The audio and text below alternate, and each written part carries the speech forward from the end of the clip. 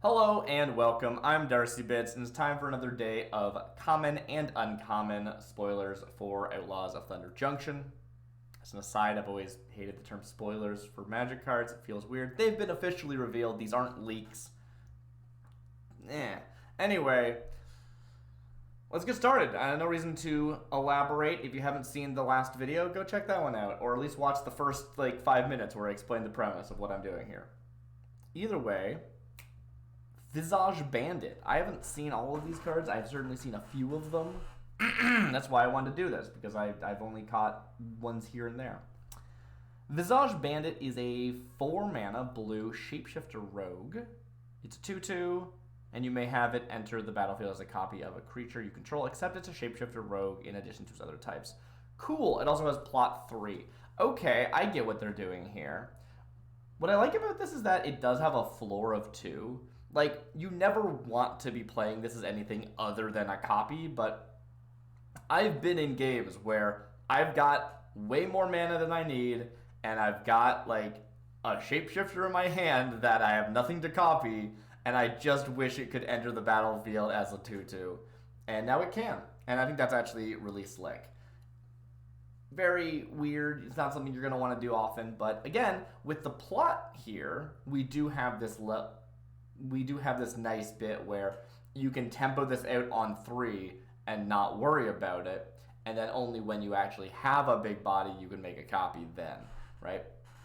Which could be really strong, right? Yes, the Visage Bandit is going to be face up, so your opponents can very easily know it's coming, but it's not really telling them anything because, okay, the light out this window is so bright. So bright, and the rest of my face is so dark. Wow. Alright, anyway, sorry.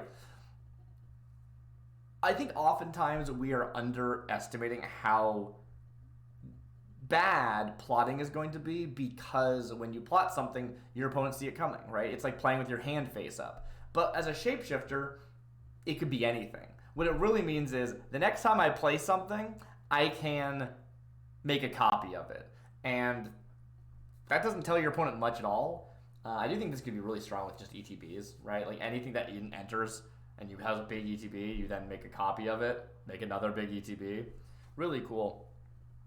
I remember recently I was building a deck and being like, oh, wait a minute. I could make copies instead of instead of flickering, I could make a copy, right? And that's great, right? This is maybe more than you'd normally pay to flicker something, but you also get the body, right? That's actually really cool. Anyway, I've gone on too long about this one specific card. I like it. I think it seems nice. Fleeting Reflection, 2-mana instant. Target creature you control gains hexproof. Nice. Until end of turn. Untap that creature. Until end of turn, it becomes a copy of up to one other target creature. Oh, interesting.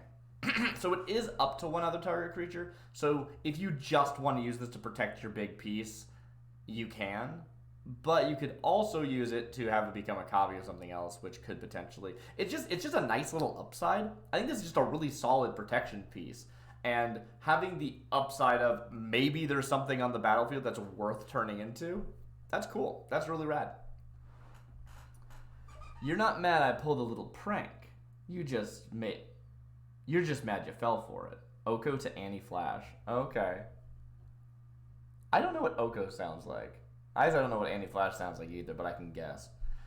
Lassoed by the Law is a 4-mana white enchantment. When Lassoed by the Law enters the battlefield, exile target non-land permanent an opponent controls until Lassoed by the Law leaves the battlefield. I remember this one. Right, so this is our O-ring for the set. I think there's another O-ring in the set too, which is really cool. But simple O-ring effect, exile something until this leaves, and then when Lassoed by the Law enters the battlefield, you create a 1/1 mercenary. So it's just a little O-ring with an upside, except it's not a great upside. I do think that these mercenaries are going to be pretty decent, but for 4 mana, how much do O-rings normally go for?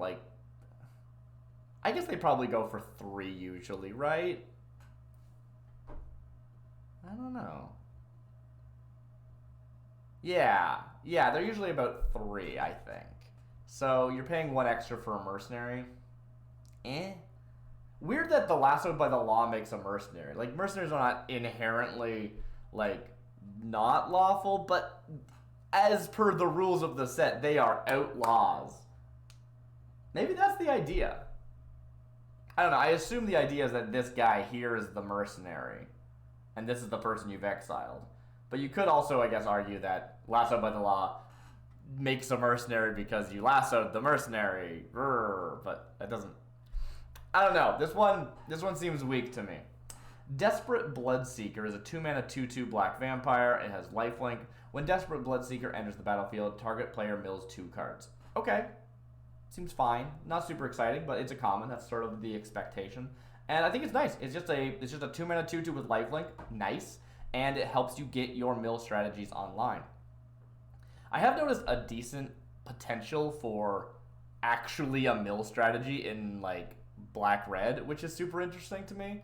I don't know if that's something we're going to actually see, but if so, maybe 2 extra mill is going to be relevant. Probably not, but maybe. Most likely this is to help set up your own graveyard shenanigans, and yeah, I think it's perfectly reasonable. I'd run this. Loan Shark. Let's go up one more. Loan Shark and Loan Shark. Okay, I remember seeing this one because it's Loan Shark. I am surprised. Not because they made a pun. They make puns all the time, but just like, why is there a shark person here? Cool, but why? Like, where are they from? Have we seen shark people before? I don't remember seeing shark people before. Maybe we have. Loan Shark is a 4-mana 3/4. Did I not read the flavor text? I didn't read the flavor text.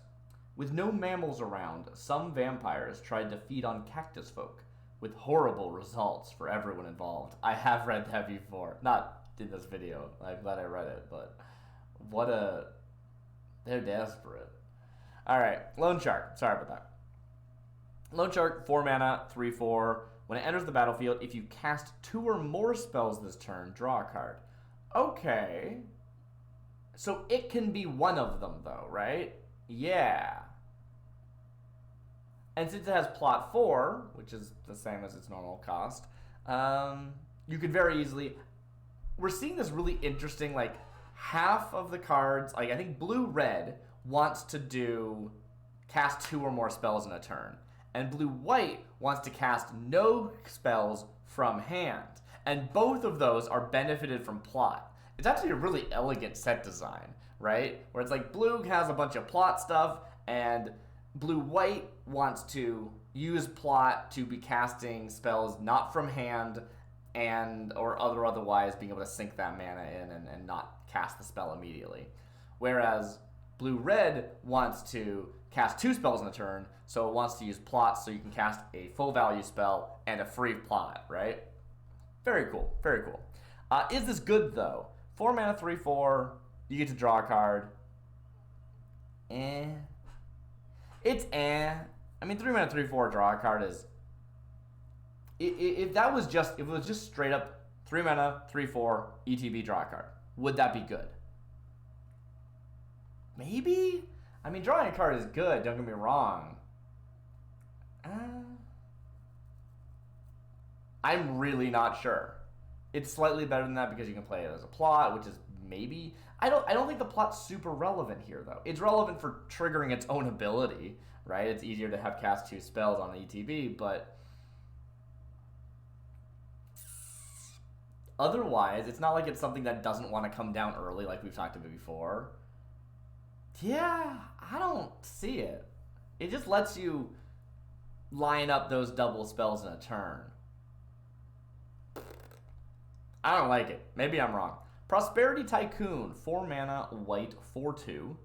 Human Noble. When Prosperity Tycoon enters the battlefield... create a 1/1 mercenary. Got it. For 2 and sacrifice a token, such as a mercenary. Prosperity Tycoon gains indestructible until end of turn and gets tapped. Huh. 4-mana, 4/2, vanilla is bad. 4-mana, 4/2, and a 1/1 is... I think that's actually pretty okay. Like, being able to... Even though the stats is only 5/3, it's over 2 bodies, which is oftentimes a benefit. Yeah, I think that's pretty good. I'm not so sure about the sack a token to gain indestructible, but sure. Indestructibility is useful. It turns this 4/2 into potentially 4 infinite, right? Like the toughness is low, but it might not matter if you can get them indestructible consistently. Still, it's 2 mana. If it was just sack a token, that'd be different, but it's not. It is so bright. Ah, crap. Oh, well. Binding Negotiation. 2 mana black sorcery. Target opponent reveals their hand. You may choose a non-land card from it. If you do, they discard it. Otherwise, you may put a face-up exiled card they own into their graveyard. Target opponent reveals their hand. You may choose a non-land card from it. If you do, they discard that card. Cool. So just straight up 2 mana, target opponent discards a non-land card. But if they don't have a non-land card, or you don't care about them discarding it, you could instead have them put an exiled face-up card into the graveyard. Okay, so that's actually really cool. It lets you... Your opponent's already paid for the plot. So that's actually... Yeah. Oftentimes discard feels weird. I get why it's useful, especially in 1v1, but like... It feels weird, because like, yeah, I've taken a card out of your hand, but you didn't invest any mana in it. You didn't like...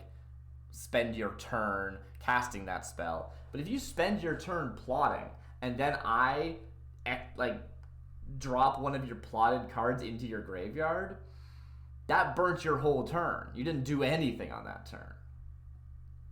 That's pretty cool, actually. I like that a lot. And you get to see what's in their hand. Cool.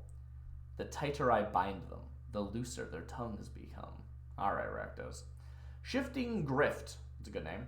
Shifting Grift is a 2 mana blue sorcery with Spree. For +2, exchange control of 2 target creatures. For +1, exchange control of 2 target artifacts. Or for +1, exchange control of 2 target enchantments. Exchanging control of things can be super useful, especially obviously if we have like less than useful tokens lying around. You have a mercenary, you can swap that out for one of your opponent's better creatures for 4 mana. If you've got a treasure lying around, you can swap that out for 3 mana. Now, of course, if you're swapping a treasure, it kind of cost you 4, worth considering, right? Like, you didn't get the mana from that treasure, but anyway. I think there's also a decent number of artifacts that ETB do a thing and they kind of don't do anything anymore. I'll have to double check that, but I think that's the case, so that could be interesting. And then the enchantments, I'm super unsure how relevant that is, but Wilds of Eldraine is still in Standard. If rolls are going to continue to be a thing, that could be really cool. That could be really cool. It depends on how powerful your opponent's enchantments are. That's what I like about this card the most, I think. It's just like, it's flexible in a way that feels relevant. Sometimes flexible cards are like, oh, it's flexible, I got options, yay, that's nice and all, but like, if there was a card that said 3 mana, exchange control of 2 target enchantments, I'd never put it in my deck, right? Because it would probably not come up. But in this case, you can plan to generate rolls so that it can be done if your opponent has something worth stealing. And if not, that's fine, you'll just, as long as you have a token of something, you can make a really good trade. Whether or not that is a creature, an artifact, an enchantment, or all 3. No, I like this card a lot. I think this card's really, really good. Now, you have to keep in mind, how much does it cost to mind control a creature? About 4 mana. This is 4 mana and they get one of your creatures. But the upside of having spree modes, I think, is really worth it. Seems really, really good. Rambling Possum. It's a possum mount. Is this the only possum? I think I looked this up earlier, and this is the only possum in Magic. Is that correct? Type possum. Type. Yes. That's right. The type possum only shows this page because there's only the one type possum. Rambling Possum is a 3 mana possum mount, which is great and also weird. I hope we see possums in Bloomborough. I don't expect it, to be honest. They feel a little bit out of tone, but we got badgers. Whenever Rambling Possum attacks and raccoons. Actually, yeah, if there's raccoons and badgers, then yeah, there probably will be possums and cool, awesome, great. Sorry, I Bloomborough. Anyway, whenever Rambling Possum attacks, if it is saddled, he gets +1/+2. So instead of being a 3/3, it is a 4/5. Then you may return any number of creatures that saddled it this turn to its owner's hand. Okay, so it is optional to bounce the saddlers to your hand. I don't know if that's going to be relevant. Bounce is most useful when you're using it to dodge something, right? Like, I'm going to kill your guy, and you're like, no, you're not, because they're in my hand again. Alternatively, you can use it to recast them if you have some sort of reason to want to recast them, but generally, you already spent that mana. You don't want to cast them again. Even if it is a good ETB, you'd rather be blinking. Now, green doesn't really have blink, so maybe that's actually okay, right? Like if you're green-white or green-blue, you can blink with green or with white or blue. But if you're mono green and you want a big ETB, this might be the only way to do it. It's just really slow is the thing, right? 3 mana for this. I guess actually it could be interesting if you have something you really want to protect. Like for example, 3 mana you play Rambling Possum. 4 mana you play a big creature that has an ETB. They tap to saddle this. Rambling Possum attacks, it bounces to your hand. So it ends up entering, doing its ETB, and then going back to your hand in the same turn. So it's going to be really hard to interact with that creature that you played. That could be worth it. I'd have to see if there's anything relevant to play just for the ETB that you're okay not having the body stick around. But I think that's actually really interesting, now that I think it through. A lot of these mount cards have something that triggers when they attack, and in this case, assuming the bounce is the thing we want the most, but I think it's, if we're having, the big problem I'm seeing with mounts is that they want to attack and then your opponent blocks and kills them. But this is going to be a 4/5. That's going to be actually pretty hard for your opponent to block and kill. I think this will be able to make attacks pretty reliably, at least for a few turns. And that makes this a little bit more enticing than most. Even though getting +1/+2 is not the most exciting thing, it's not bad. Like, for 3 mana? Yeah, actually, I kind of like this. I've come around. I came around real fast on that one. I like that a lot. I need to go back a few times because I clicked on... I searched for possum multiple times. Okay, cool. Yeah, there we go. Rad. Resilient Roadrunner. Hey, it's the Roadrunner to the Cunning Coyote that we saw earlier. Resilient Roadrunner, 2 mana, 2/2 red bird with haste and protection from coyotes.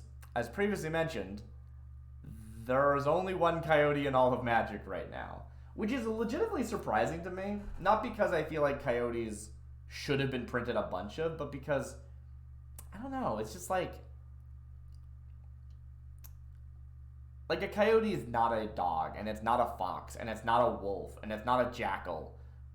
But we already have dog and wolf and fox and jackal. Like, it seems like we don't need another canine creature type.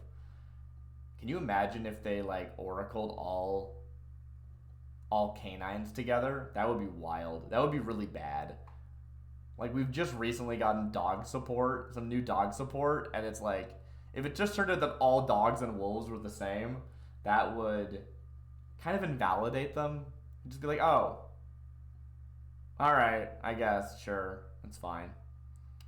I don't know. Anyway, protection from coyotes, has haste, and for 3 mana, Resilient Roadrunner can't be blocked this turn except by creatures with haste. Which is fun. We saw that mechanic on the Ginger Brute, the run as fast as you can, can't catch me. I think that's very fun. Very fun. I think that's very fun, but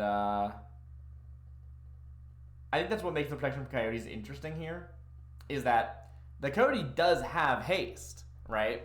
So the coyote would be allowed to block it if it didn't have protection from coyotes, which would be a flavor fail.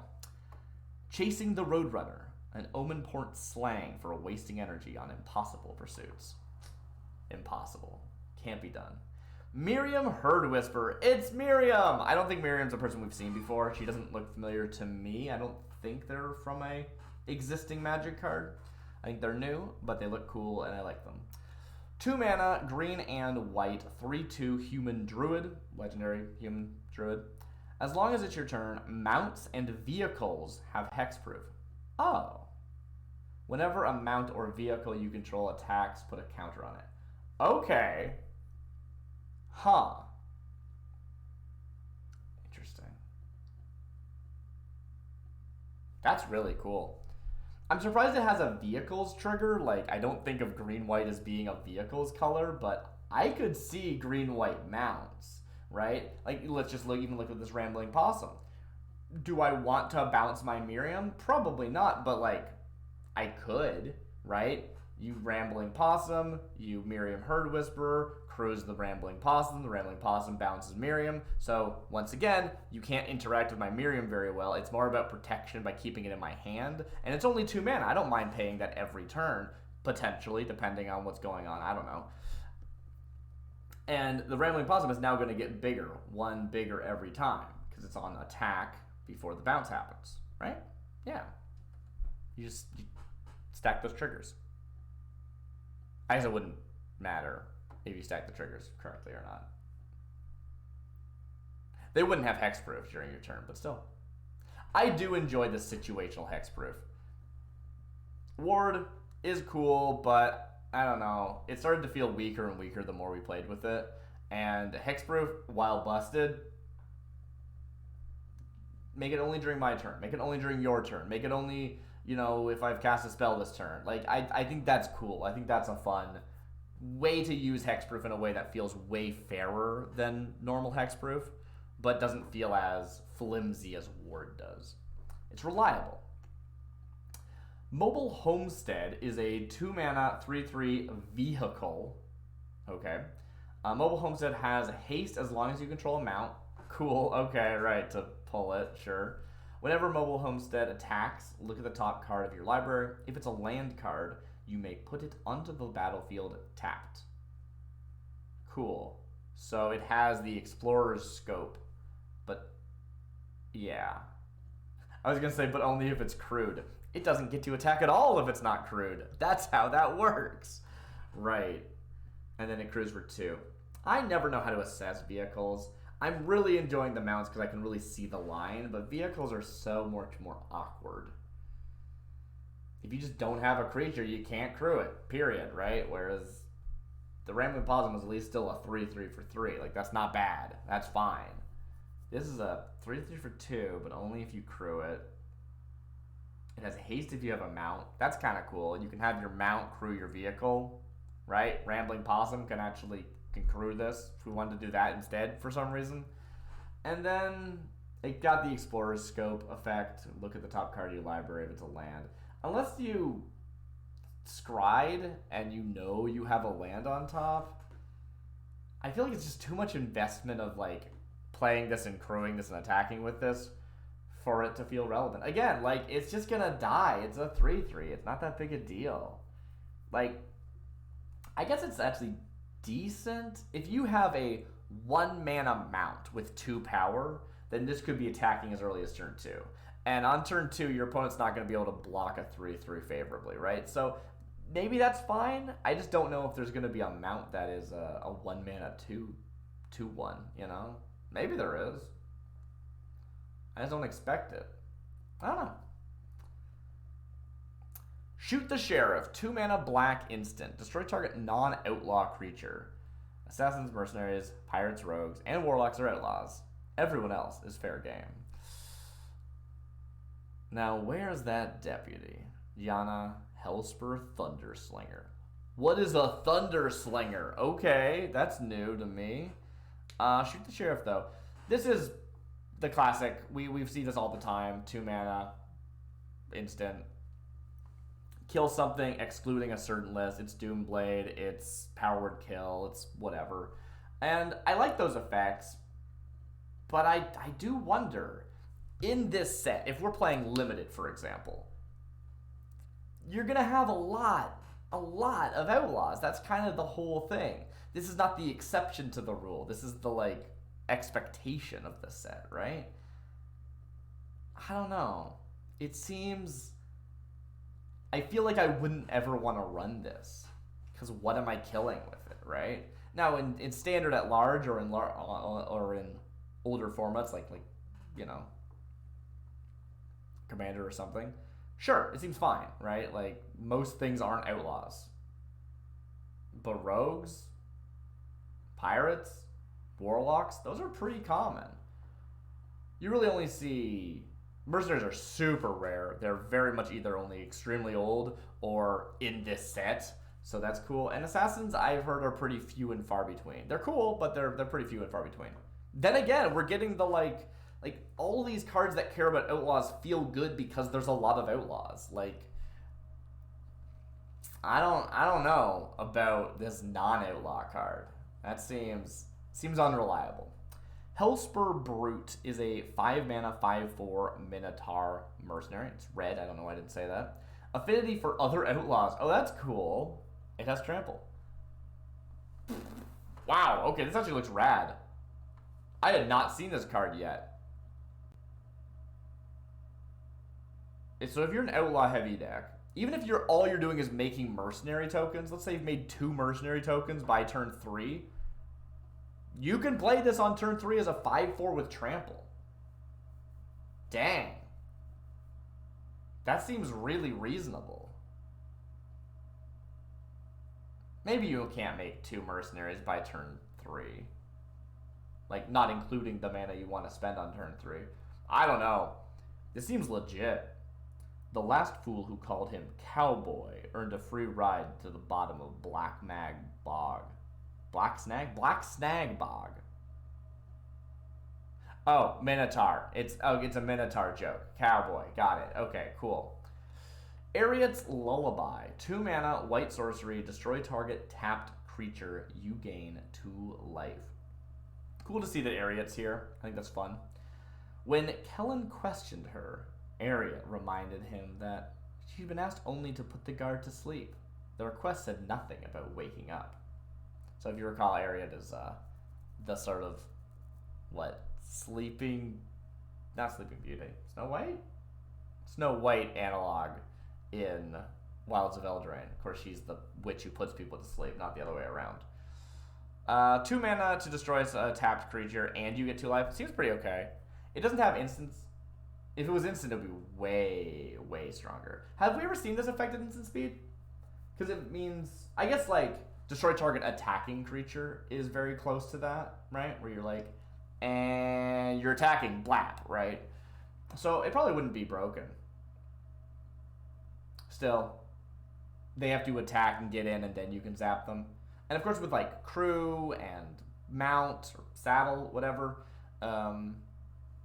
I think tapping is going to be pretty common. It's always got that problem of, dang, the thing I want to kill is not tapping. There are ways of tapping your opponent's creatures, though. I don't know if we're going to see a lot in this set. There was like at least one really interesting one I remember seeing. It was like a lasso. So I think if you have ways of tapping down creatures yourself, this goes up in value a lot. I'm not sure how it compares to other cards that are similar, but I think it's pretty good. Steer clear. Cleared by a steer. Steer cleared. The steer cleared. 1 mana, white instant. Steer clear deals 2 damage to target attacking or blocking creature. Steer clear deals 4 damage to that creature instead if you control a mount as you cast the spell.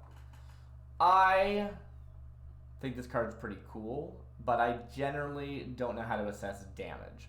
1 mana for 2 to a creature, but only if they're attacking or blocking, seems bad. 4 damage doesn't seem much better.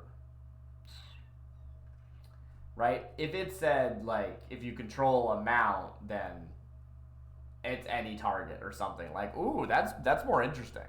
That's much more interesting to me. But, you know, it still isn't that interesting to me. The thing I'm most concerned about is that steer clear implies Ox, and I don't think most Ox are mounts. right? So it's kind of weird. Just because you can saddle a critter doesn't mean it'll let you ride. Anti-flash. Alright. Next, Vengeful Townsfolk. 3 mana, 3/3, human citizen. Whenever one or more other creatures you control die, put a +1/+1 counter on Vengeful Townfolk. When I first saw this card, I thought it was a reprint of a card from Innistrad, but it's not. it's a new card. I like it though. 3 mana, 3/3, and it grows whenever creatures die. It's one or more creatures you control die, but if they die one at a time, then it's fine. If you're doing some self-sack stuff, you can do something interesting there, probably. Otherwise, they're going to die simultaneously because they die in combat or something, right? But still, anything that can grow and starts at even stats with its mana cost is pretty good in my books. The Sterling Company says they protect us, but where are they when the Hellspurs burn half the town? Counting their vaults. Slickshot Vault Buster. Speaking of vaults, 3 mana, 1/4, blue human rogue, vigilance, and Slickshot Vault Buster gets +2/+0 as long as you've committed a crime this turn. Oh, we haven't had any crimes. I mean, we've had some crimes. We just haven't had any cards that talk about crimes today. How good is that? Okay, 3 mana, 1/4 with vigilance is boring. 3 mana, 3/4 with vigilance. That's pretty good. I don't know. Is this good enough? If this was just a 3 mana, 3/4 with vigilance, I would say that sounds good. I'd have to look at other cards, but that's probably good. Yeah, that seems pretty good. And if you can consistently commit a crime, then that's what this is. But it's probably only going to be either a 3/4 when blocking or attacking. And as a vigilance creature, it really wants to have those stats both. That said, you commit a crime, you attack with the 3/4, it's got vigilance, and then blocks as a 1/4. That seems pretty good. That's a pretty good line. Yeah, I see it. Sure, it's risky, but that's what makes it fun. That and the money. And the bankers' faces. Nice. Black Snag Buzzard. So we heard of a Black Snag. That's the bog. That's the name of the bog. This is the Bog Buzzard. Black Snag Buzzard is a 3 mana, 2/1 black bird. It has flying, and whenever... No, I didn't read that right. Black Snag Buzzard enters the battlefield with a +1/+1 counter on it. If a creature died this turn, plot 2. Ooh, I love this. That's beautiful. That's so beautiful. What's cool about it is that if you just play it on turn 3 as a 2/1, great. And if you plot it on turn 2, you're still casting it on turn 3 potentially. So you're not really slowing down to do the plot because the plot's cheaper. Most plot is the same cost as cast, so that's actually really cool. And yeah, you can plot it for 2 and then you can wait to see if something dies and then cast it then. Or, line up some sacrifice, whatever it is. But is it good? Well, it's a 3 mana, 3/2 with flying, which is, I would say, kind of underrated. That's not as good as we want. But if you're plotting it for only 2, and then you get to cast it for free on the same turn, on turn 3 alongside another 3 power thing, 3 cost thing, I see that being pretty good. Yeah, I think this one checks out. I just wonder how consistently you're going to be able to have it enter with a counter on it. If you're spending 2 mana for a 2/1 with flying, that's fine. That's not terrible. You know what I mean? I wouldn't run a 2 mana 2/1 with flying. But if half the time this is a 2 mana 2/1 with flying, I think that's actually pretty okay. The thing is, it's not really a 2 mana 2/1 with flying, right? Because it's only 2 mana if you're playing it on turn 3, right? I heard someone describe it as basically suspend 1, and it is, right? It's suspend 1. You can't do it until the next turn, but you can also hold it as long as you want. It's very cool. Anyway, Raven of Fell Omens is a 2 mana 1/2 with flying. Whenever you commit a crime, each opponent loses a life. You gain a life. This triggers only once each turn. Yeah. I mean, I definitely see a, like, crime cantrips, try and crime every turn, not just, like, on yours, but yours and your opponent's. And I think that that would add up pretty fast. The question is, how good is this body? As a 1/2, it is susceptible to dying, right? Just we've seen lots of 2-mana kill, like 2 damage to a creature spells, so it's certainly in the this can get killed by steer clear camp, which is not great. So if all you want to do is have it sit on the field and let you accrue value over time, I think it's just gonna die. As a actual body, it's nice to be able to chump block a flyer, but it costs you 2 mana. I don't know. It doesn't excite me, but alright, cool. Caught in the Crossfire, 2 mana, that's red. 2 mana spree. 2 mana red spree. Yeah, there we go. Caught in the Crossfire is a 2 mana red instant with spree. For +1, Caught in the Crossfire deals 2 damage to each outlaw creature. Okay. Or for +1, Caught in the Crossfire deals 2 damage to each non-outlaw creature. It's new Fiery Cannonade! It's Fiery Cannonade, but instead of dealing damage to all non-pirates, it's non-pirates, mercenaries, rogues, warlocks, and assassins. And that both gives you more breadth of what you can run, but it also means, hey, your opponents are more likely to have things that don't get pinged by this. I don't know how I feel about that. That said, you can always just pivot and just deal damage to everything by spending 4, or all deal damage only to outlaws if you're going like maybe you have a non-outlaw deck and you're expecting everyone to run outlaws. That's cool. I just like the flexibility here. I don't know how valuable 2 damage is. Like, I just don't know how valuable 2 damage is the problem. I do think that generally speaking, I would run this because I think that any kind of deal with an entire board is relevant. You should always be running some form of sweep, and if 2 damage is the best sweep you got to work with what you have. But I don't know, it's cool. I like the potential for it to be one-sided, but then if you need to, you can spend 1 extra mana to have it hit everything. Very cool, very cool. Discerning Peddler, 2 mana, 2/2, red human rogue. When it enters the battlefield, you may discard a card. If you do, draw a card. Boring, but fine. Like, I can imagine running this. Oftentimes, I feel like decks just need more looting. They just need more discard a card. Oh, this is rummaging, actually. You have to discard the card first before you draw. That kind of sucks. But if this said, when it enters the battlefield, discard a card, draw a card, as opposed to may and if you do, if that was the case, then suddenly you play this as the last card in your hand, it's pure upside, and that would be kind of cool, but it's not that, so yeah, kind of disappointing. I don't know how I feel about that. Can I interest you in some herbs from Nakatuma? Noctamon, sorry. Can I interest you in some herbs from Noctamon, fresh from the Omen Path?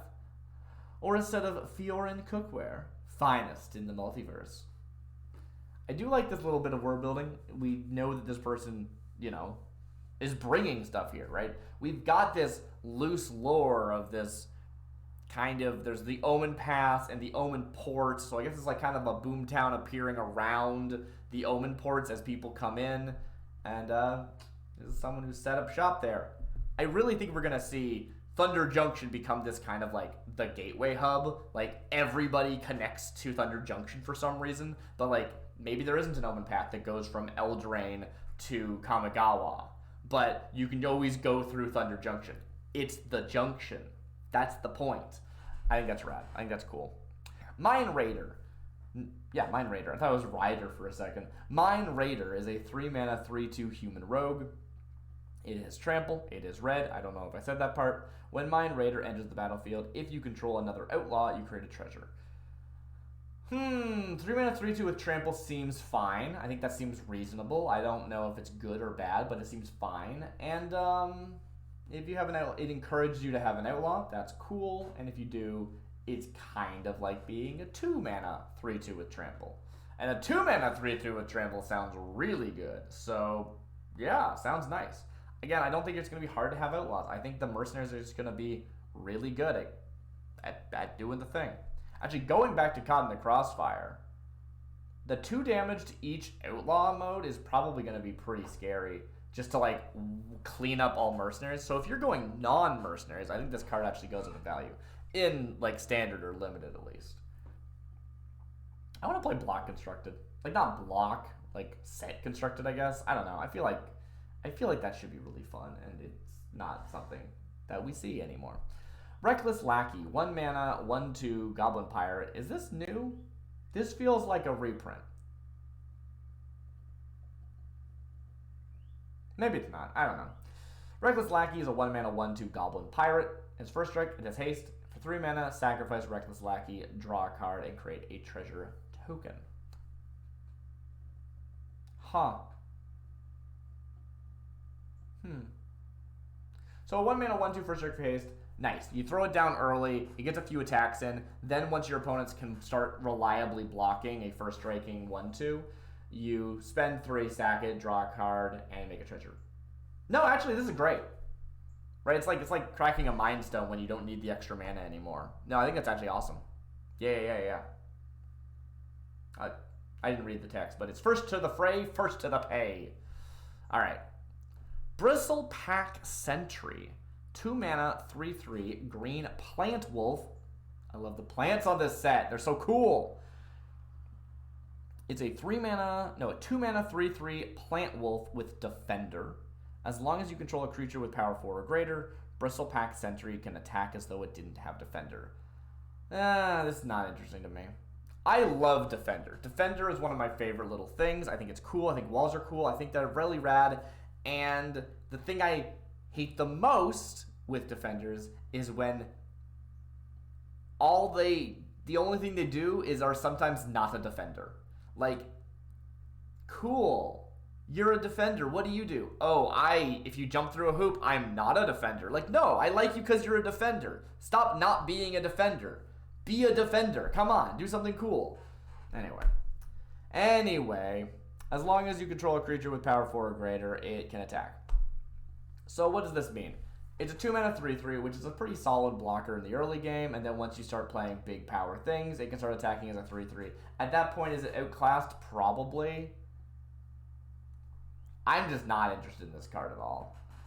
Unless we start seeing plant synergy. I hope we start seeing plant synergy, because as much as, like, plants are cool, but haven't really been a creature type much, like, we very rarely see plants that are anything other than, like, walls and shrubs, and I like walls and shrubs, don't get me wrong, but I'm excited for all the plant creatures that are like wolves and people and whatever, and I think that's going to be really, really cool if we see more and more of that, and there's some synergy there. At that point, this might be actually interesting, but I have not seen that so far. As she defends them in their youth, they shall someday defend her in her old age. Yeah, right now you're a spring chicken. You're a 3/3. You're pretty good for 2 mana, and later in the game, once you start attacking, you kind of suck. Patient Naturalist, 3 mana, 2/3 Human Scout green. When Patient Naturalist enters the battlefield, mill 3 cards. Put a land card from among the milled cards into your hand. If you can't, create a treasure. Love this. Love this. 3 mana is maybe a bit much. I'd rather this was 2 mana and had a slightly smaller body, but absolutely great. I love a self-mill in green. It's really cool. So 3 mana for a 2/3 that mills you 3 whole cards. And then if none of them are lands, you make a treasure. Awesome. If one of them is a land, you got to put in your hand, which probably use the mode you don't want. Like, maybe if you're going to miss a land drop, then you're happy to have a land in your hand. But I don't expect to be missing a land drop in green. And so if I can have an extra treasure, that's even better. And that means I have another non-land in my graveyard, which one of my other cards can benefit from. Right? Then again, it is a May, right?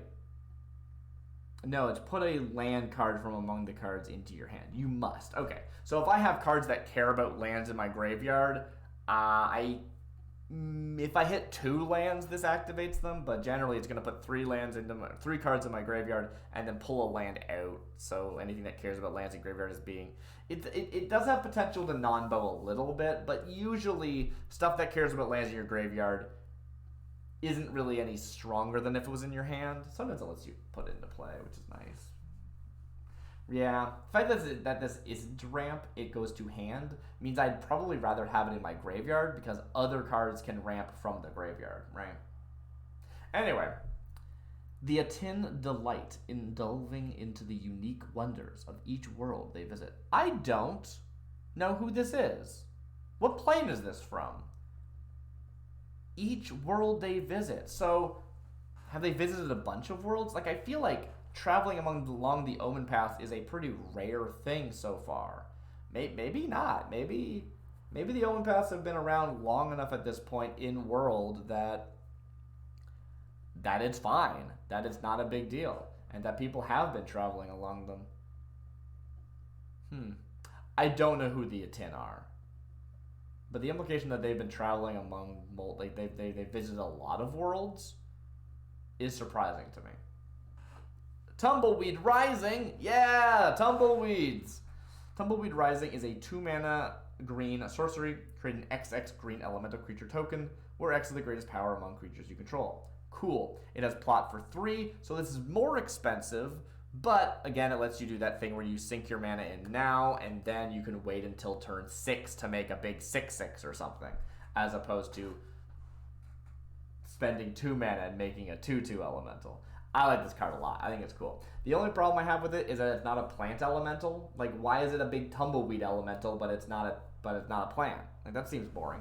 I mean, there's a lot of very green, planty elementals in Magic that are just pure elementals, so it has precedent. It's just like, come on, make it a plant. Why not? Why not be a plant? Gold Pan. I hate this card. This card sucks. Okay, I've read this card before. I'm so mad about this card. Gold Pan is a 2-mana artifact equipment. When Gold Pan enters the battlefield, create a treasure token. Equipped creature gets +1/+1, equips for 1. Why? Why does it give you +1/+1? What the heck does that mean? Oh, I got a pan, I'm gonna hit you with it. Yeah, I'm gonna +1/+1. No, you don't. What is this? I hate it. I think this should have been like equipped creature. Whenever equipped creature is tapped, make a treasure. That would have been way more interesting. Doesn't give any bonus of power and toughness. You're just panning for gold. You're just hanging out there panning for gold. Don't worry about it. Maybe it's different. Maybe it's actually equipped creature has tap, make a treasure. What about that? That could be cool. That could be really cool. You could equip it to people who care about getting tapped. There's a series of creatures in the set that want to get tapped, and the idea is that you can use them, you could saddle them instead of having to attack with them. Cool. Maybe the Gold Pan could have been a thing that you could equip to them so that they could tap without having to attack. What about that? What about that, Wizards? I hate it. It's just stupid. This shouldn't give you +1/+1. I get that they just need to have like some simple weapon, like some simple boring weapon. I get it, but like, does this have to be it? It's a set full of outlaws. Someone has a knife. Like, it's not a big deal. You've invented a new form of weaponry for this plane. These, like, weird weapons with a hole in the middle and a gem in the center or whatever. I don't know what those things are or what they're called, but, like, you created this whole weird new weapon, and yet this is our basic weapon? A gold pan? It shouldn't make me this mad, but it does. It really does. It's such bad design. And you could have the exact same card. If you want to just call it something else. Like, it's not a gold pan. Alright, moving on. Nimble Brigand is a 3-mana 1/3 blue human rogue. When Nimble Brigand can't be blocked if you've committed a crime this turn. Sweet. I love a consistent getting inner. There's plenty of stuff that needs to be able to attack reliably, so sweet. Plenty of things that need to be attached to a creature that can attack reliably or whatever. You know what I mean? Whenever Nimble Brigand deals combat damage to a player, draw a card. This card's rad. This card's great. It's like 3 mana, draw a card every turn. It's actually very much like Nimble Brigand whenever you commit a crime, draw a card, but only once per turn, and only on your turn, right? Yeah, it's when you commit the first crime you commit on your turn draws you a card. That's very much what this is. You need to attack, but they can't be blocked, so it's fine. Ooh, I like this a lot. This is great.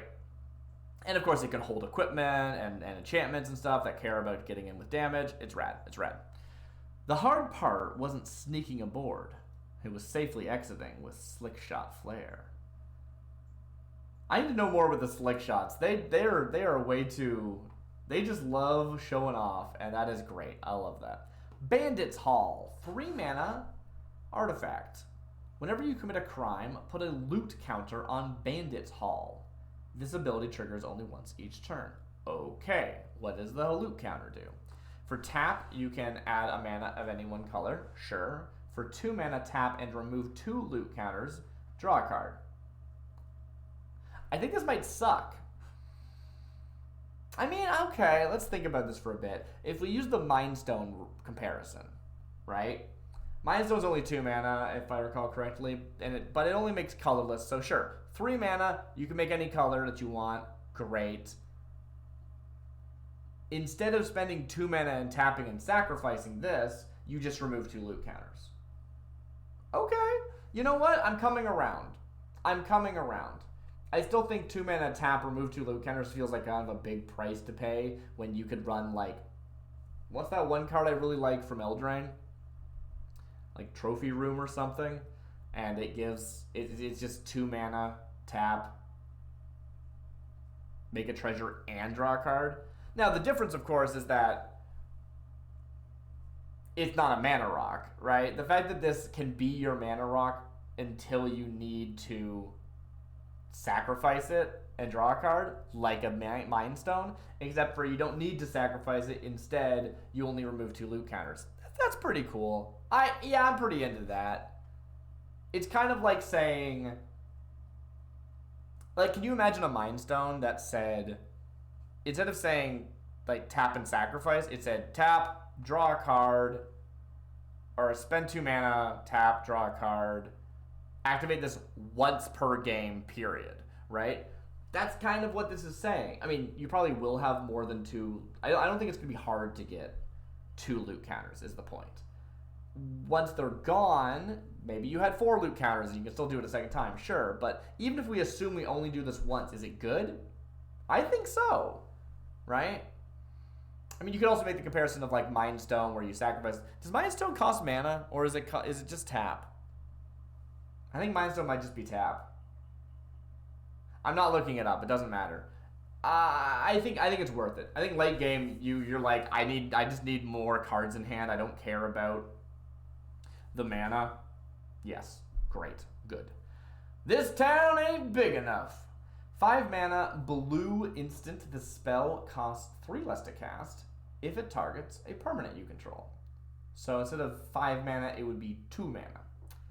Return up to 2 target non-land permanents to their owner's hand. Ooh, I did see this card before. I like this card a lot. Yes. So 5 mana, bounce 2 things. Is that good? I don't know. It seems pretty okay. 5 mana is a lot, but it is non-land permanent. Whenever I'm building a blue deck, I always look for bounce non-land permanent, because you just never know if you're going to need to deal with an artifact or an enchantment. You know what I mean? So that's awesome. So 5 mana, bounce 2 non-land permanents, that's pretty cool. But maybe there's only one thing you want to bounce. Instead, you could spend only 2 mana and bounce one of your own things. And maybe you wanted to bounce one of your own things, and that's an upside, right?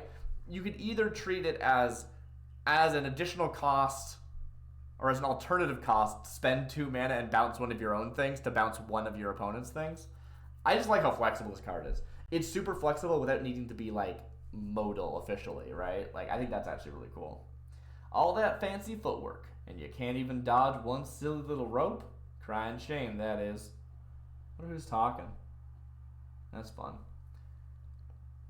Silly little rope. Requisition Raid. 1 mana white sorcery with Spree. For +1, destroy target artifact. Cool. For +1, destroy target enchantment. Cool. For +1, put a +1/+1 counter on each creature target player controls. Ooh, interesting. Oh, that's very interesting. I have not seen this card yet. I like this a lot. So you always want to run these cards that can destroy an artifact or enchantment because you might need one. But you always want them to have an alternate mode. That alternate mode is great. 2 mana, counter on each creature you control. Ooh, I like that mode a lot. Now, is it relevant to the rest of... This is just 3 effects stapled together. But what makes this especially spicy is that if there is both an artifact and an enchantment, this is 3 mana, destroy both of them. That's rad, right? Like, it's not... I could see this as a I think 2 mana would still even be cheap, but imagine this is a 2 mana spell that said choose one, and it's just which mode do you want. The fact that it's free means that you don't have to choose one. You can just pay extra. Wow. Wow. That last mode, though. I love putting counters on all creatures I control. Makes me feel great. I don't know why I decided to scroll that way instead of just using a scroll wheel, but here we are. Baron Bertram Greywater. You were on the flavor text of another card. 4 mana, white and black, 3/4, Vampire Noble. A legendary Vampire Noble, if the name didn't give it away. Whenever one or more tokens enter the battlefield under your control, create a 1/1 black Vampire Rogue creature token with lifelink. This ability triggers only once each turn. For 2 mana, sacrifice another creature or artifact, draw a card. Oh, I like this. 4 mana seems like kind of a lot, but 2 mana sack something to draw a card oftentimes feels good.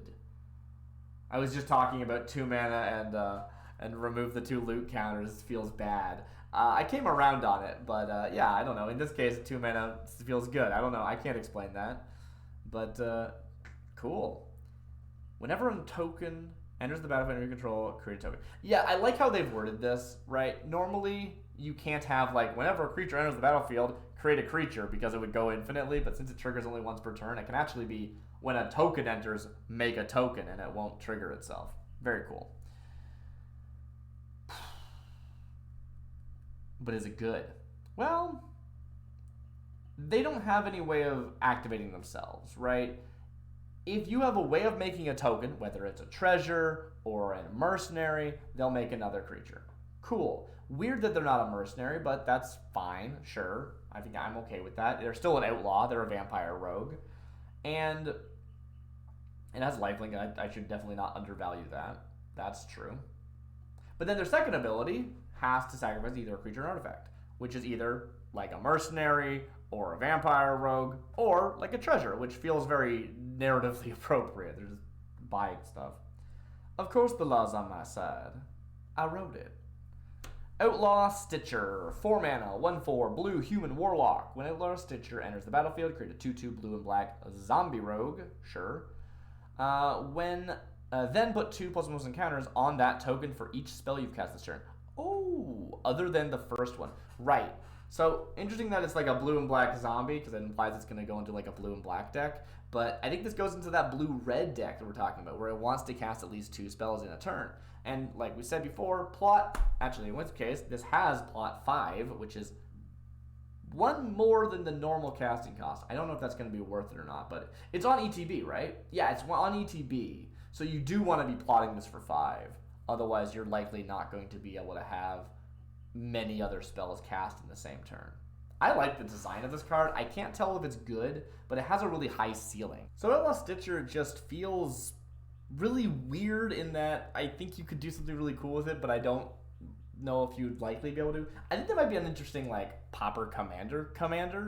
That could be a fun home for them, just because like they're such a weird build around. The problem is, unless like the full rules for plot, like this is just a shorthand and it actually doesn't mind. Plot specifically says you may exile this card from your hand. So most likely it doesn't interact with the command zone, which is unfortunate. But otherwise, could be interesting. I don't know. Yeah. I mean, unless there's like a weird rules quibble in the rules that is different than the reminder text, it probably won't work. Oh well. The top end of this seems really cool. It is 2 counters for each spell. So that could get really big. But it is just one guy. It's not making a 2/2 token for each one. I guess that's kind of the thing is, instead of making a 2/2 per spell you cast, it is making that same number of 2/2s worth of stats, but it's only one creature. Might be good, might be bad. Depends. Demonic Ruckus is a 2-mana red aura enchant creature. Enchanted creature has +1/+1 and has menace and trample. I will say, just as an aside, something I thought of right now, I'm really... Nice thing about mounts is that even if you only ever want to attack with them when they're saddled, at least they don't have their enchantments fall off. That was always the really annoying thing with vehicles. You couldn't really enchant them or equip them. Enchanted creature gets +1/+1, has menace and trample. Sweet, that's a lot actually. When Demonic Ruckus is put into the graveyard from the battlefield, draw a card. You could plot it for 1. This card's really good. Holy crap, I like this card a lot. I mean, yeah, your opponents know you have it, but it's not like it's instant speed, like, you know, combat trick or anything. So turn 1, you just tempo this out. Fine. Then you play the rest of your game as you normally would until you want to give something +1/+1 menace and trample. Rad. And then when it dies, you draw a card. Sweet. You know? Cantrips itself eventually. This card seems really good. Menace and trample. Why does red get so much trample? Like, I feel like it's easier to give something trample in red than in green. Green, things just have trample, but red, it's easy to give anything trample, which is potentially more powerful because you could give it to something that really shouldn't have trample. Anyway, Gold Rush, 2-mana, green, instant. Create a treasure token. Until end of turn, up to 1 target creature gets +2/+2 for each treasure you control. Oh. Interesting. I think this card actually would be really interesting if it was a plot card, because you could, if you plot it, it's no longer a combat trick because it would be at sorcery speed. But you could save it until you have a whole bunch of treasures and then like blast something. Otherwise, this is 2-mana, make a treasure, give something +2/+2 instant speed. That's a really scary thing. Wow. Combat trick. That's the phrase. Yeah, it's a really scary combat trick. Like, I can imagine playing in this standard and being like, I see my opponent has 3 treasures. I have to just expect that if they have 3 treasures and 2 mana, that they can give something +6. That is wild. Like, just the play around potential. The, like, scaring your opponent into maybe you have Gold Rush. That's gonna be scary. Ooh, okay. Don't believe anyone who tells you to bite it. If it's a real thing, you'll know. I don't know if that's true. Bridled Bighorn, 4-mana, 3/4, Sheep Mount. Sheep Mount. Okay, but as much as that's cool, why is it not just a goat? Like, I get that sheep and goat are different, but it's a bighorn. They're close enough that, like, why are we splitting hairs here? I don't know. It just feels weird.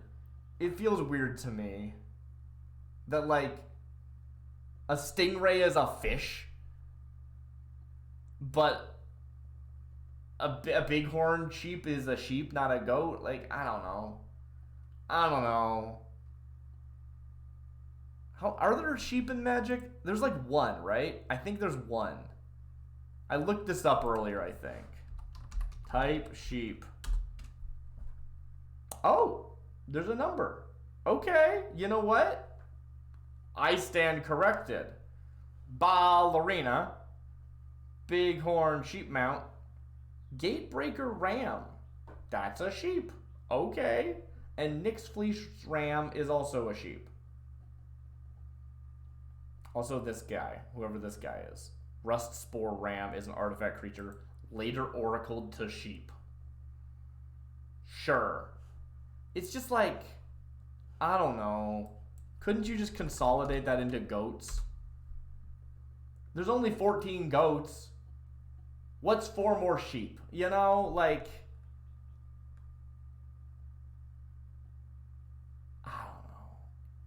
Sorry, I got derailed there. Let's go back. What's the Bighorn do? 4 mana, Sheep Mount, Vigilance, 3/4. If it is saddled while attacking, you create a 1/1 sheep token. It saddles for 2. I love this. Other than the fact that it's sheep instead of goats, which, like, I think that's cute, but there's already not that many goats. Why are we splintering things further? That's all I'm saying. That's all I'm saying. Like, if there was, like, 50 goats, and we didn't need any more goats, and now we can make a bunch of sheep. Yay, sheep. That would be something. Like mice. There's so many rats. It's fine to split rats and mice up because mice can become their own new thing that don't interact with rats. But like, there's already not that many goats.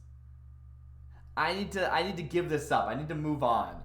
I like this card a lot. 3 mana, 3/4 with Vigilance is fine. If you saddle it, you get an extra 1/1 token. I love a token. The question becomes, as always, is this just going to die whenever it attacks? And I don't know. 3 mana, 3/4 with Vigilance. It doesn't have evasion, but like, that's a hefty body. The thing is, it's not attacking until turn 5, so does our opponent have something that can block a 3/4? Maybe. I don't know how consistently they're going to be able to, like, block with 4 power. The fact that this is a 3/4 means that if they have a 4/4, this gets walled, and that kind of sucks. If they have a 3/3, or if they have a 4/3 on the other hand, they might just not want to block because they want to, yeah. I think generally speaking, this seems fine. It might really benefit from something like that red spell we just saw, right? That extra +1/+1 might mean all the difference. And then they can start getting in. Also, it gives them Menace and Trample. What the heck? That spell is so good. Yeah. Saddle 2 is legit. Like, it's not Saddle 1. You gotta keep in mind how much saddling you're doing, but what the saddle requirement is, I mean. But it seems fine. Razzle Dazzler is a 2 mana, 1/2 blue human wizard. Whenever you cast your second spell, each turn, put a counter on Razzle Dazzler. It can't be blocked this turn. Ooh, okay, sweet. So how does that compare to our Nimble Brigand? Nimble Brigand was 3 mana for a 1/3, and this is 2 mana for a 1/2. Nimble Brigand can't be blocked only if you've committed a crime, and it draws you a card when it punches. This gets larger when you cast your second spell, regardless of if it was a crime or not, and then can't be blocked. So, as far as unblockable, the other one is more reliable, and you get a benefit for being unblockable. Here, why do I care this is unblockable? Well, the fact that it's getting a counter is a pretty legit reason. Like, that's gonna get big. Anything that gets counters instead of just getting +1/+1 to one turn gets me, I'm excited for that.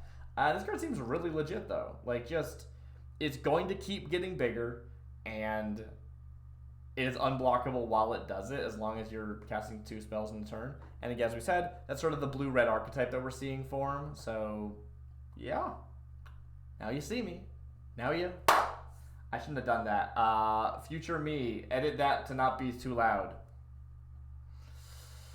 Fake Your Own Death. This is a reprint. I know this card. Yes, Fake Your Own Death is a 2 mana black instant. Until end of turn, target creature gets +2/+0 and gains when this creature dies. Return to the battlefield tapped under its owner's control, and you create a treasure token.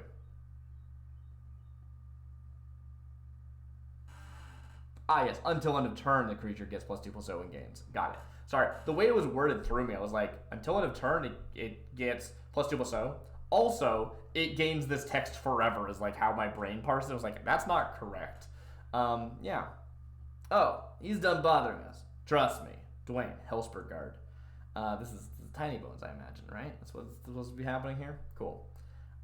It makes sense. Treasure is clearly relevant to the set, and it's basically every set has one of these black spells that when it dies, it comes back. It's like the new Regenerate, but it also triggers ETBs, so it's actually like Black Blink. I call it Black Blink in all my videos. It's something I really like. So, cool to see a reprint, but it's a reprint. It doesn't add any density. It's a reprint from Nuka Penna, actually. And is Nuka Penna in the set right now? Is it standard?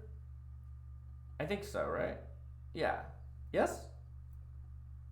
I don't remember. I don't play a lot of standard. Intrepid Stable Master, 2 mana, 2/2 green human scout with reach. It can tap to add green, or it can tap to add 2 mana of any one color, but can only be spent on mounts or vehicles. Ooh, that seems pretty good actually. It's a decent mana dork. It can block if you need to keep. If your opponent starts throwing flyers at you, it can block flyers. That's nice. And yeah, if you got a lot of mounts, and we're seeing green, like green mounts matter is totally being a very obvious thing. That's something I really like about looking at the commons and uncommons, is you really get an idea of what the deck is, the set is about, right?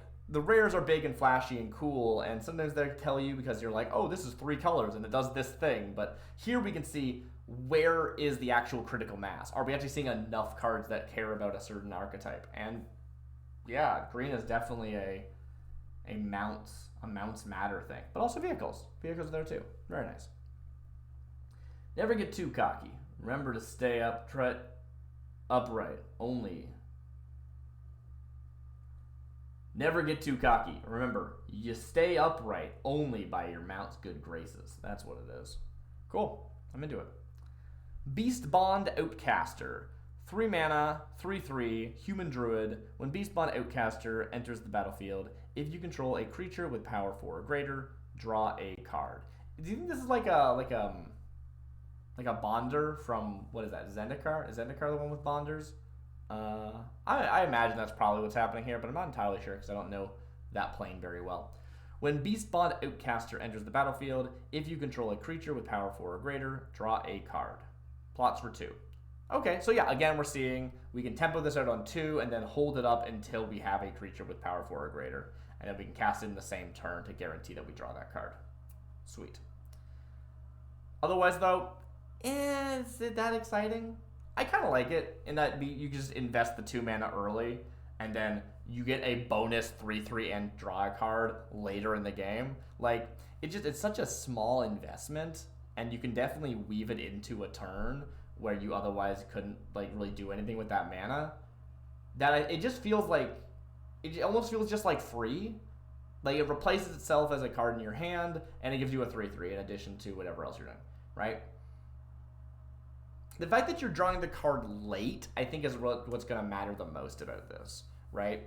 Like, if we just think of this as 2 mana, the next time you cast a creature with power 4 or greater, you also create a 3/3. That seems pretty decent, but the fact that you don't draw the card to replace it until... well, even my description there didn't... I just described a card that doesn't draw you a card. And I still think that seemed pretty okay. Yeah, this card's great. This card's awesome. I'm so excited to see all the druids in the set. I did not expect the set to be full of druids, but there's so many druids in the set. I'm so excited. Druids and plants. Oh, let's go. Luxurious Locomotive is a 5 mana colorless artifact vehicle. It is a 6/5 with crew 1. Whenever Luxurious Locomotive attacks, create a treasure token for each creature that crewed it this turn. It has crew 1 activate only once each turn. Why does that matter?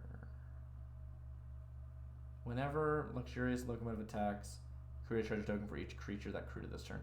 I guess the idea is that if I have an infinite untapper, if I have something that can tap and untap itself and tap and untap itself and tap and untap itself, that would technically be multiple creatures crewing it, even though it's the same creature.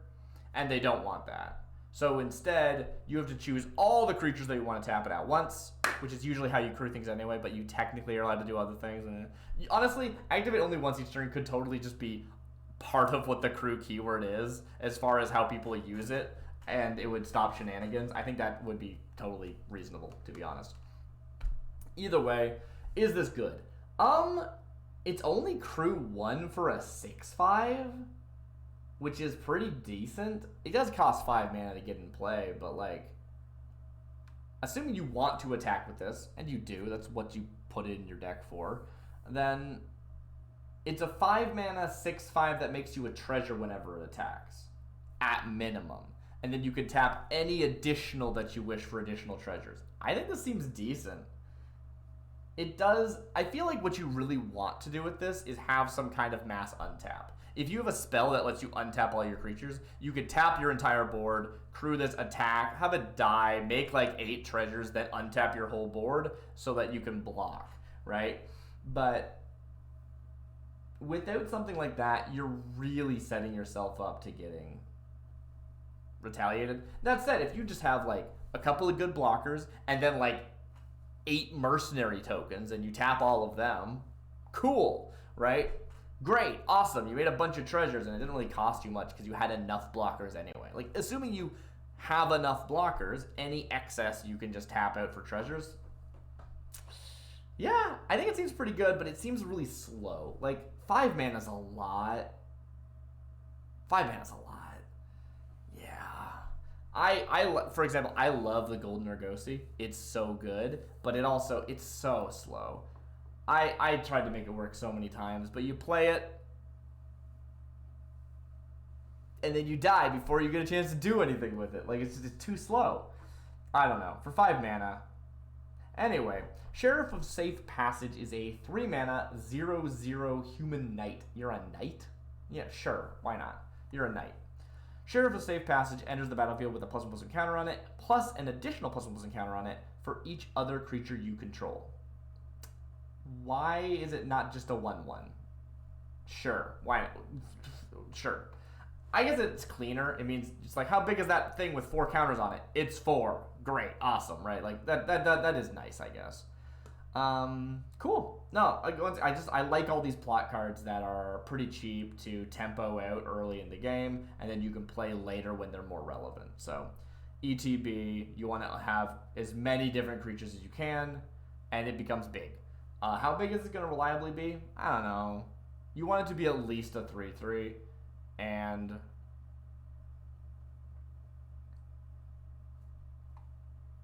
yeah, you know. For 3 mana, it enters. If you control no other creatures, it's a 1/1. That's bad. If you control 2 other creatures, it's a 3/3. Still bad. So you really need to make sure you have like 4 or 5 for it to feel relevant. But if you can get that many and likely even more, it starts being good. Is that going to happen? I don't know. Once again, though, being able to plot it out means you probably are going to have at least 1 other creature on board because you have some other spell letting you cast that with your main mana of the turn. So I like that at least. I don't know.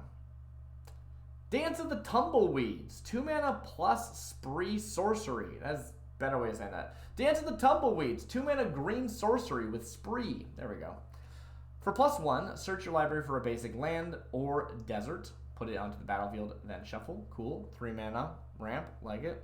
Or +3, create an XX green elemental creature token where X is the number of lands you control. Okay, so we saw the previous one that made lands. Where was it? Rising Tumbleweed. Tumbleweed Rising. This one was XX, but X was equal to the greatest power among creatures you control. Whereas this is number of lands. So they're both looking for different things, but they're both making the same token, presumably. And that's cool. I'm into just, hey, great. For 3 mana, this finds you a land. For 5 mana, this makes you an XX. For 6 mana, it makes you an XX +1 because you're guaranteed to get that land, right? You know you're going to be increasing it by that. If you have 6 mana, this is making a 7/7 and putting a land into play. Like, think about that. Think about this being a 6 mana spell that says make a 7/7 and search your library for a land and put it into the battlefield. Not even tapped. Oh, wow. I didn't even realize that. Yeah. Search library for a basic land or a desert card, put it onto the battlefield. Sweet. I like this. It's flexible because you don't need to do that, but like if you do, because that's the thing, right? Any really, if this was a 6 mana creature, I'd be like, that's so much. Is that worth it? But the fact that it's not a 6 mana creature, like it's like a 6 mana creature with channel, and the channel is 3 mana. Find a land and put it into play, right? Like that's what this is like, and. Okay, yeah, that's great. I'm into that. And also, it can just be a 5 mana 5/5 if you need it to be. which is fine. It's not good, but it's fine. I like this card a lot. I still think that it'd be cool if these elementals were plant elementals, but I guess tumbleweeds aren't really plants if I think about it. They are debris. They are plant matter debris wrapped together. Yeah, you know what? I've come around. Tumbleweeds aren't plants. Not really. They're dead plants. It's a zombie plant. Tumbleweeds, the original zombies. Irascible Wolverine, 3 mana red Wolverine. It's a 3/2. When Irascible Wolverine enters the battlefield, exile the top card of your library. Until end of turn, you may play that card. Plots for 3. I never know how to assess impulse draw. If we just assess it as card draw, 3 mana, 3/2, draw a card is kind of boring, honestly. I think it's fine. The fact that you can plot this means that it's easier to cast that spell, right? If you spend 3 mana and you impulse draw, exile a card, you can play it that turn. You don't have any mana left to actually play the card. You can't play it on turn 3. But here you can plot it on turn 3, play it on turn 4, and get the thing. The really annoying thing about some of these plots are just like, when the plot is cheaper, you're still getting to attack with this on turn 4. Here, it's a real shame it doesn't have, like, haste. You know what I mean? Like, yeah. Yeah, if this was like, you may pay 3 and exile a card from your hand, cast it as a sorcery on a later turn without paying its mana cost. If you cast it this way, it gains haste until end of turn. That would actually be really smooth out the wrinkles of plot. But I still think it's pretty okay. It's just like, this is definitely fine and not something you're excited about. Although I'm feeling like we're seeing those a lot less, and they're certainly not bad. They're just like fine. Neutralize the guards. 3 mana, black, instant. Creatures target opponent controls gets -1/-1 until end of turn. Surveil 2. Huh. Okay, so that's a full board wipe. It's creatures target opponent controls gets -1/-1. So kills all of your opponent's mercenaries and any other 1 toughness things. Could really affect battle, right? If you're in combat, the really powerful combat trick. And you get to Surveil 2. I like this card a lot. I find, generally speaking, it is really hard to get, like, if you're playing Limited. I think this discussion is actually really useful for Limited because, yeah, rares exist in Limited, but, like, I don't expect, I'm going to see 3 of them total in my entire draft. You know what I mean? Like, I don't expect to get any rares. And so, uncommons and commons are really what you want to be planning around. And it's so often really hard to get any kind of board wipe in Limited. And so giving your opponent's entire board -1/-1 is probably the closest you're going to get, especially in black. So this seems great. It's just an extra card that does that, and it gets to Surveil 2. Surveil is, you know, it's just better you mill 2 cards, right? And if this said you mill 2 cards, I'd be like, ooh, milling 2. I love milling 2, right? Like, it's great. Don't bother getting up. I'll see myself in. Canyon Crab! It's a crab. 2 mana, 0/5. Ooh, 0/5. Okay. 2 mana, 0/5 crab. For 2 mana, Canyon Crab gets +2/-2 until end of turn. At the beginning of your end step, if you haven't cast a spell from your hand this turn, draw a card, then discard a card. I'm really into this blue. I'm seeing it as like a blue-white mechanic of... We already talked about this, right? Like blue-red is you want to cast 2 spells. Blue-white is you want to cast no spells, at least not from hand. So plot you can cast. Not that this is a plot, which is kind of a shame. It means that it won't work. This would be better if it had plot, because then you could get it the same turn that you play it, but that's fine. I just am not that excited. Like, what is this? This is a 2 mana 0/5 that you can sort of, if you hold up 2 mana, which I guess the big thing with this is that you want to be holding up mana. In this deck archetype, you want to hold up mana and say, okay, I'll do things on your turn. End of turn, I get to loot once, that's great. Draw a card, discard a card, and I'm going to leave that mana up. And presumably I have some use of that mana, but if I don't have use for that mana, you attack me, with your 2/2, and I go, cool. I now have a 2/3. That blocks favorably. I'm happy. And yeah, that kind of sucks. It's like not very good. You know? I guess if you're not being blocked, like you've attacked, you aren't blocked, and you pay 4 mana for this, that is hitting as a 4/1. Is that good? No, I think this kind of sucks. I really want this to be good because it's a cool crab, but like, I think you still run it. I think you still run it just as something to sit on the battlefield and block reliably in the early game and loot you into your better cards. So I think it's still good. It's just like, the question I have to ask myself is, would this card be good if it didn't have the first line of text? And I think the answer is yes. And I just like, I almost feel like I like it more if it didn't have that line of text, which is stupid. More text, it just gives you an extra ability. It's just one extra thing I'm allowed to do. I might never do it, but I have the option, and that's always good. Yeah, it's just making me think that needs to be useful for this card to be good. And whereas the card's good even without it. Yeah, no, this is actually fine. They cluster near shallow river crossings, blending into the rocks, waiting for unsuspecting travelers to step within range of their claws. Bedrock Sentinel, 3 mana, 2/4, artifact creature golem. Defender, sweet. For 2 and tap, sacrifice a land. Okay. Draw a card, create a treasure token. Ooh, interesting. So you have to sacrifice a land, which is often bad, but I don't know how much if it will be or not. If we remember last time we saw deserts hitting the graveyard was actually relevant, and I wonder if we're going to see any of that this time. We have seen that, like, green cares about lands in the graveyard sometimes, so maybe sacrificing our own lands could have potential upside. Either way, 2 mana, sack a land. In the late game, you don't mind sacking lands often because you have more than you need.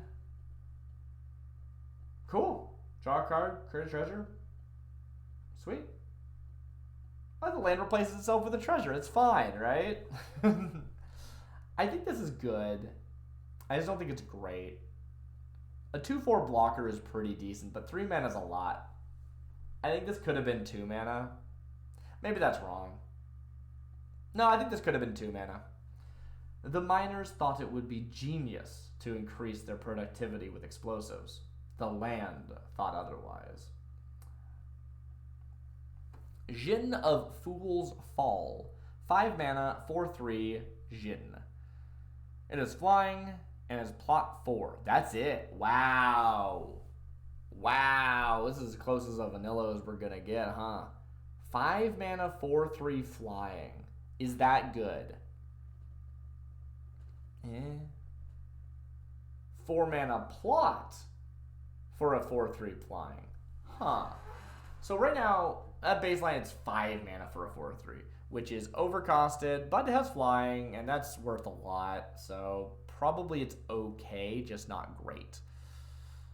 For plot of 4, it's still only coming down on turn 5, right? But it was free because you already paid for it for 4. I think it's easier to skip turn 4 than skip turn 5. But if you're plotting this on turn 4, you're basically skipping turn 4, right? Like you didn't do anything. All you did was plot.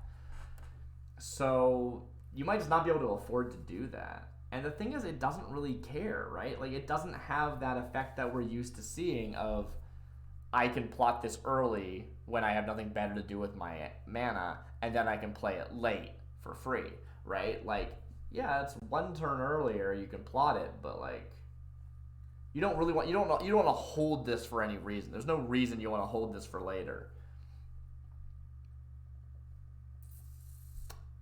I don't know. This would be a less interesting card if it was just 4 mana for a 4/3 flyer with no other ability.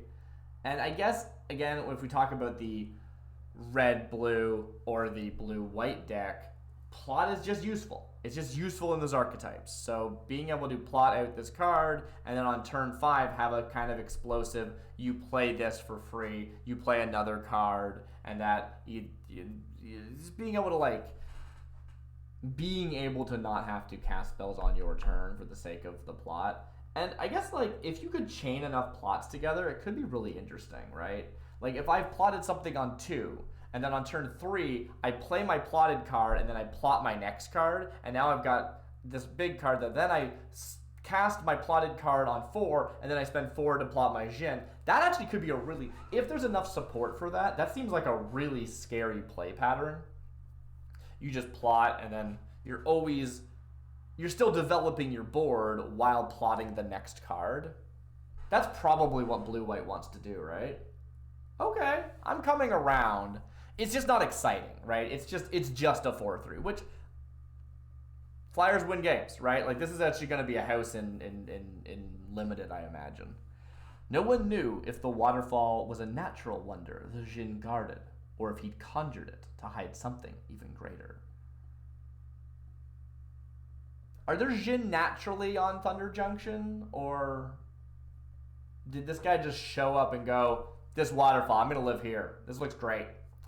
Treasure Dredger. 2 mana, 2/2, black human rogue. 1 mana, tap, pay a life. Create a treasure. Oh. Huh. There's another card that's similar to this, right? Zen, what am I thinking of? It's like, I can't remember the name of it. It's a Lord of the Rings, not Lord of the Rings. It's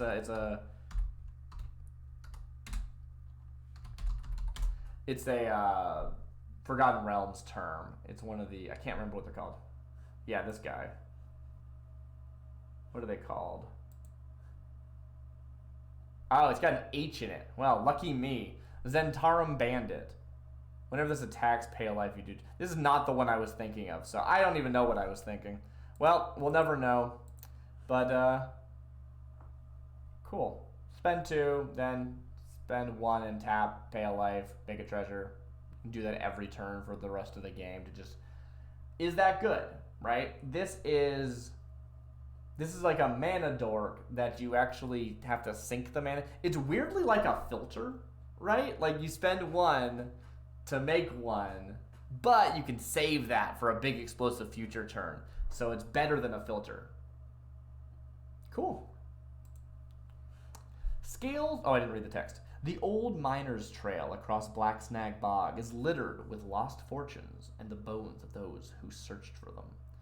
I remember seeing this card before and thinking that this implies a history to Thunder Junction. Like, it is super implied that Thunder Junction is brand new, but like, there must have been people here before the Omen Paths opened, right? Because like, there wouldn't be an old miner's trail littered with fortunes, right? Like that requires history. I don't know. Scalestorm Summoner, 3 mana, 3/3, red human warlock. Whenever Scalestorm Summoner attacks, create a 3/1 red dinosaur creature token if you control a creature with power 4 or greater. Oh, okay, only... See, this is the kind of thing that could really enjoy plot, right? Plot would actually make this a lot smoother. Oh, it's on attack. Okay, it's on attack. That's different. Sorry. This is on attack.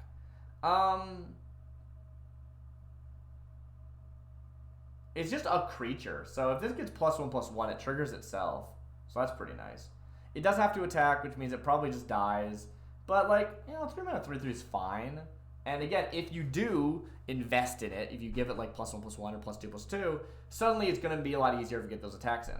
Like, I just keep getting more and more impressed with Demonic Ruckus. 2 mana, +1/+1, menace, and trample. Like, this is going to be such an important piece to all of these cards that want to be getting attacks in, right?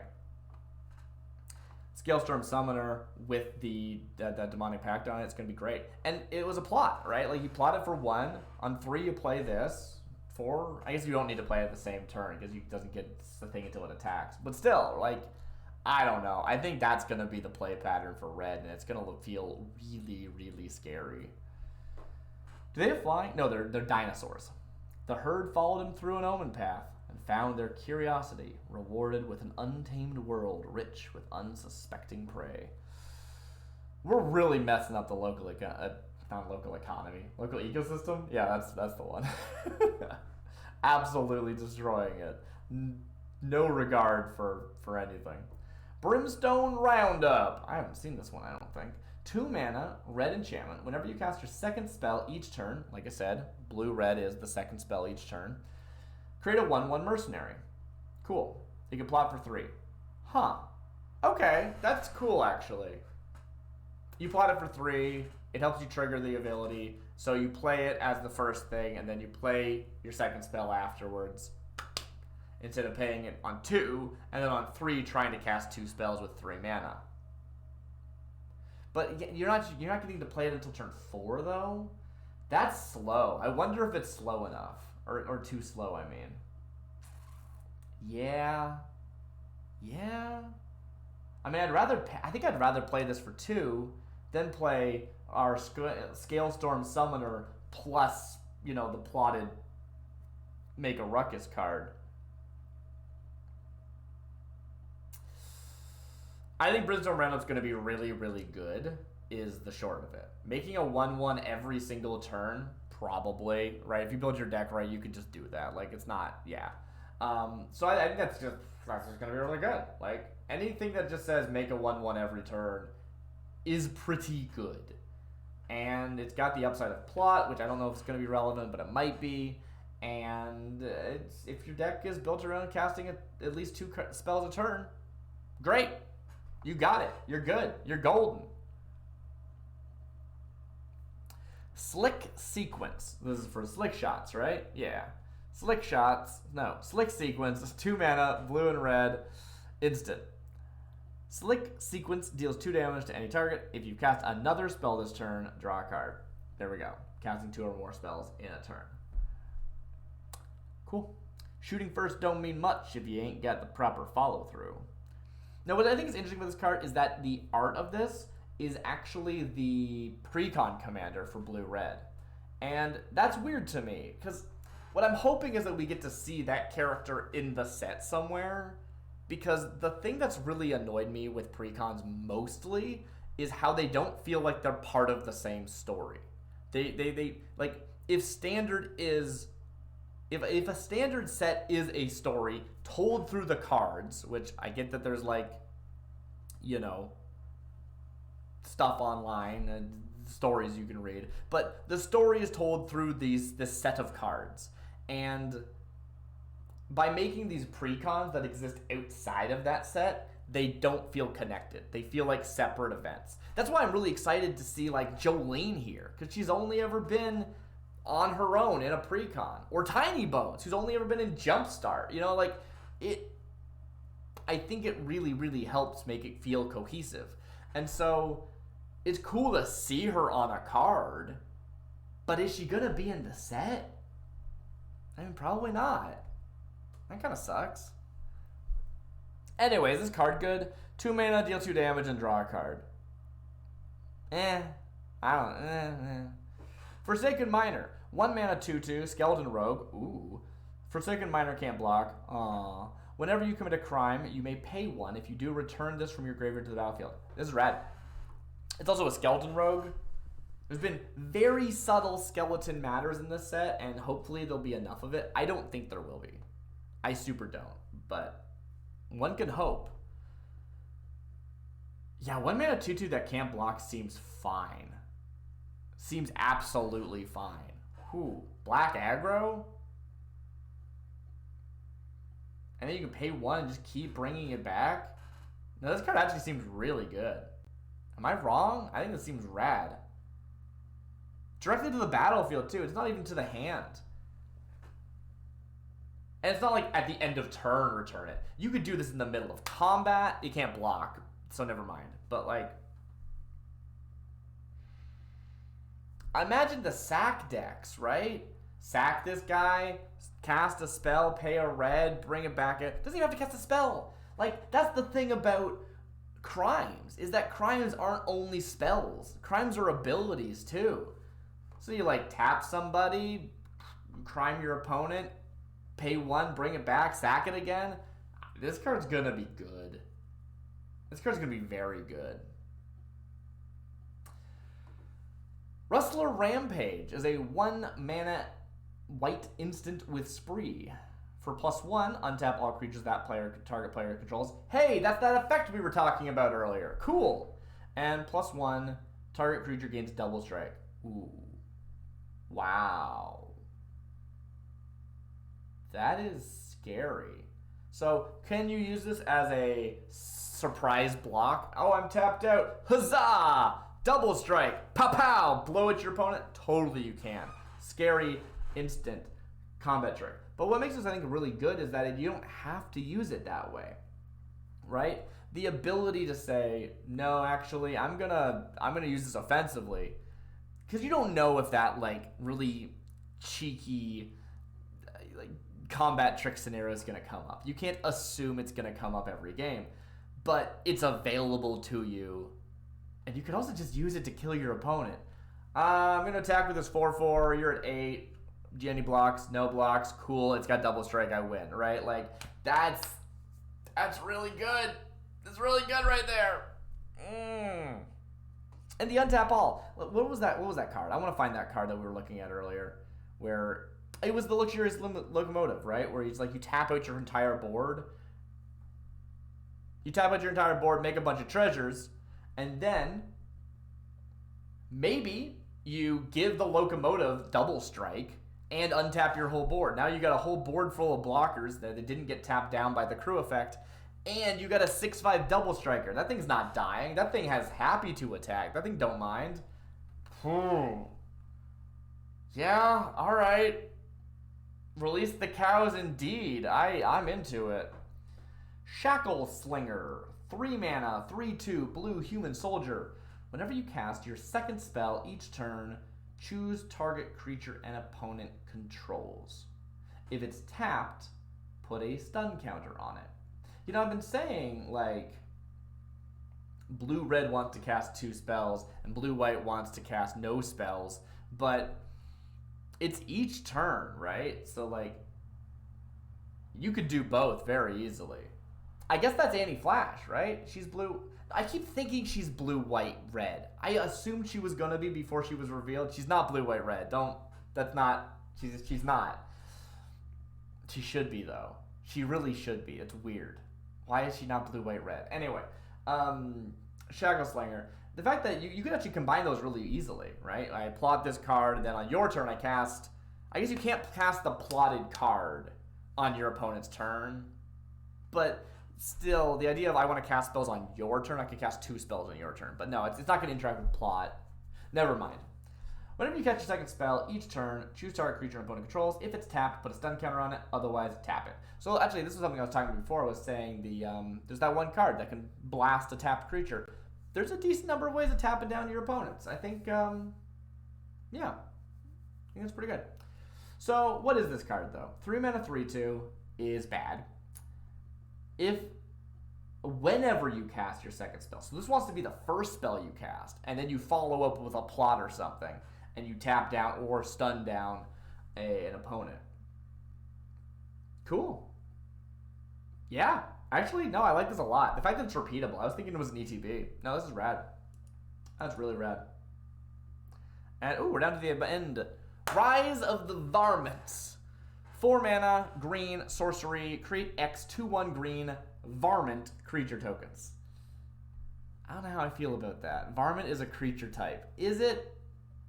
I mean, I actually really liked the gremlin creature type from Kaladesh. They didn't do a lot with it, but it was cool having gremlin as its own creature type. And that's what this reads as to me. Varmint being a creature type. It's like, what is that? It's a specific thing on this plane. It's a varmint, even though varmint is an umbrella term. But not here. Not here, it's a specific thing. It's whatever that creature is. Anyway, create X 2/1 varmints. X is the number of creatures in your graveyard. You can plot this for 3. Beautiful. Once again, plot this for 3, and then wait until you filled your bin. I'm so into the green self-mill deck. It's going to be so cool. I'm excited for that. And then just, boom, explosive. Here's 8 2/1s. Rawr. Rawr. We don't have the token for this, right? There's no way that the token's been revealed. No. Why would it be?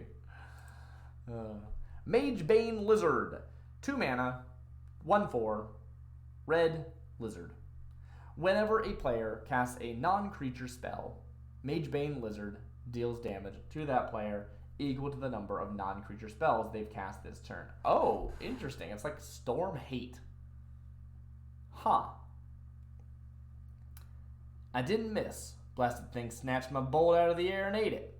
Lila, Slick Shot Boss. Ooh, are we going to see Lila? Oh, Lila seems cool. I love flavor text. It's so good. It's so good at, like, it makes me excited to see the character who said it. Way more than just seeing the character does. Magebane Lizard. When a player, it's okay, so it's symmetrical. This wants to be played in a creature-only deck. When a player casts a non-creature spell, this deals damage to that player equal to the number of non-creature spells they've cast. I assume including that one. It's when they cast it, so they've already cast it when it triggers. That's how that works, I think. Yeah.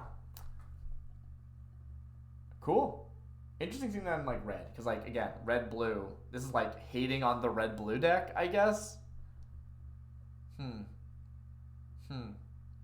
Take for a Ride. 3 mana, red sorcery. Take for a Ride has flash as long as you've committed a crime this turn. Great. And gain control of target creature until end of turn. Untap that creature, it gains haste until end of turn. You don't see instant speed threatens very often. Threaten being gain control of a creature for 1 turn only. But it's kind of cool. It's like, I'm attacking you with this 3/3 and this 3/3, and I say, I'm going to flash in Take for a Ride, gain control of your 3/3 and block your other 3/3 with it. Kills both of them. It's kind of like having 2 creatures fight each other, right? You don't see that very often. But, okay, it's kind of like that. I mean, even if you think about like, okay, I want to keep this one guy back because I don't want them to die, and then I got this thing that's attack. I attack with my 5/5, and I gain control of the like thing you never want to attack with, the thing that's really hard for me to kill because I can only kill like with damage or if they're attacking, I can then bring it in, make it a blocker, kill your guy. That's cool. You can even go in further with it. I could do something like, I'm gonna take for the ride your like 8/8. And I'm going to have it block your other attacker, which is like a 3/3. Your 3/3 dies, and then before the end of combat, I'm going to cast a spell that can only target a blocking creature. That's pretty fun. I'm into that. Is this well priced? 3 mana. You have to have already committed a crime for it to have flash. So that scenario I just painted would be really hard to do, because you'd have to flash, you'd have to commit a crime, which again, you could do for free. Abilities are crimes. You commit a crime, you cast this spell, and you cast the other removal spell. I still think it's really good. It seems really legit. And you could also just use it as a threaten. Threaten your big thing, attack with it, sacrifice it with some other onboard effect. We haven't seen a ton of sacrifice, but we've seen a little bit, right? Like we saw, what was that one? What was that one black spell? It was black, I think, right? Did I miss it? Did I miss it already? Treat the sheriff. Oh, no. I feel like I missed it. I definitely missed it. Where was it? Come on. Huh.